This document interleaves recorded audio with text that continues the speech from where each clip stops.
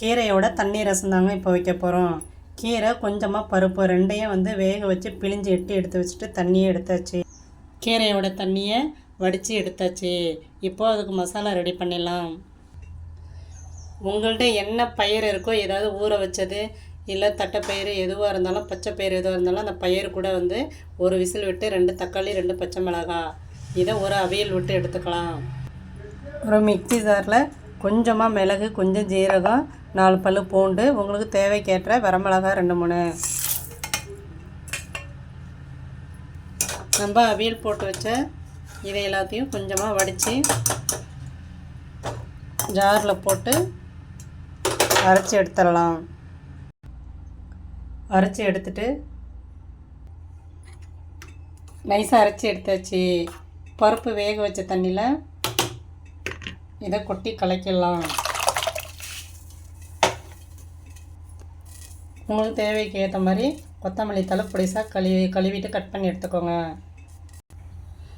தாளிப்பு போட்டெல்லாம் ஒரு கடாயில் தேவையான ஆயில் ஊற்றிக்கோங்க.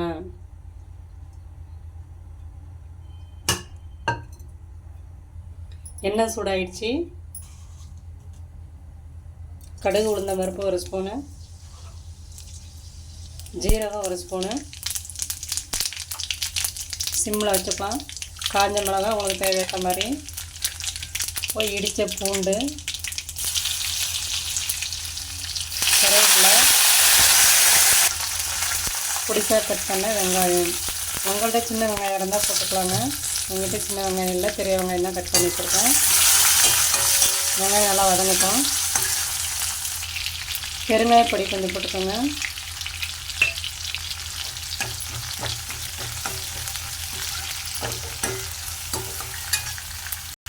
வெங்காயம் நல்லா வதங்கிடுச்சு. இப்போ எல்லா மசாலாவையும் ஊற்றிடலாம்.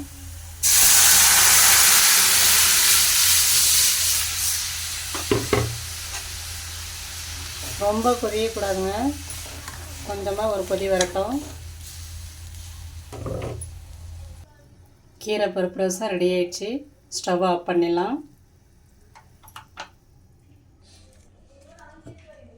கீரை தாளிச்சு எடுத்துடலாம். தேவையான ஆயில் ஊற்றிக்கலாம். எண்ணெய் காயட்டும். பொடி ரெடி பண்ணி எடுத்துடலாம். உங்களுக்கு தேவைக்கு ஏற்ற மாதிரி தேங்காய் திருவல் எடுத்துக்கோங்க.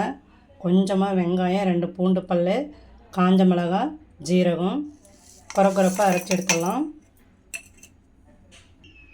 கொரப்பாக அரைச்சாச்சு. எண்ணெய் காஞ்சிடுச்சு, தாளிச்சிடலாம். கொஞ்சமாக கடுகு வெடிக்கட்டும். கடுகு வெடிச்சிடுச்சு. 1 ஸ்பூன் ஜீரகம் போட்டுடலாம். கடுகு ஜீரகம் வெடிச்சிடுச்சு. கீரையை போட்டு கிளறிடலாம். தண்ணி இல்லாமல் நல்லா கிளறி எடுத்துடலாம்.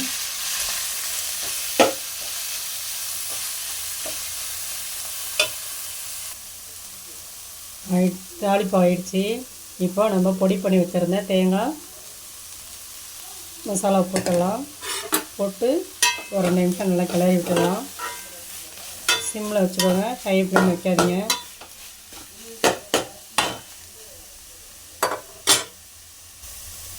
கீரைக்கு மசாலா இது மாதிரி ரெடி பண்ணி போட்டு பாருங்கள், ரொம்ப டேஸ்ட்டாக இருக்குங்க. நீங்கள் எந்த கீரை வேணாலும் செய்யலாங்க, இந்த கீரை தான் செய்யணுன்றது கிடையாது. உங்களுக்கு கீரை பொரியலும் ஆகிடும், அதோடைய தண்ணி உங்களுக்கு சாம்பாரும் ஆகிடும். பச்சை வாசனை போகிற அளவுக்கு நல்லா கிளறி விட்டாச்சு. கீரை ரெடி ஆகிடுச்சு. ஸ்டவ் ஆஃப் பண்ணிடலாம்.